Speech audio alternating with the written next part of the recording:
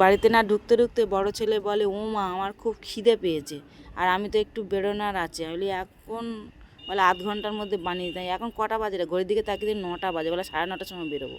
বলি ওরে বাবা, তুই 9:30টার সময় বেরোবি? এত তাড়াতাড়ি তোকে আমি কী করে খাবার বানিয়ে দেবো? বলে দিতে হবে, কিছু করার নেই। এবার আমি রুটি তরকারি বানাতে গেলে অনেক টাইম লেগে যাবে, তাই কী করি? ছোটো ছেলে বলে, ও মা সেই তুমি আমাকে বানিয়ে দাও, তাড়াহুড়ো করে ওই খাবারটা বানিয়ে দাও, খুব খেতে ভালো লাগে। আমি কী রে, মনে পড়ছিল না। ও আবার আমাকে মনে করে দিল, ও মা সেই টমেটো, শসা, পেঁয়াজ, কাঁচা লঙ্কা দিয়ে তো কী সুন্দর বানায়। তাহলে তুই গাছ থেকে টমেটো তুলে আনলো, গাছ থেকে টমেটো তুলে আনলো, ঘরে ছিল শসা, পেঁয়াজ আর কাঁচা লঙ্কা, বিন নুন, আর তাহলে ওর মধ্যে একটু লেবু চিপে দিলে সত্যি খুব ভালো লাগে।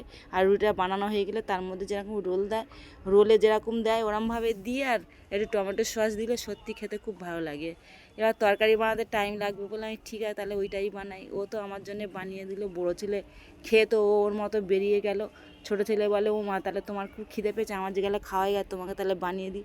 ও তো আমাকে একে একে বানিয়ে দিই। সত্যি আমার খুব খিদে পেয়েছে। আমিও বলি তাহলে আমিও টিফিনটা করে নিই।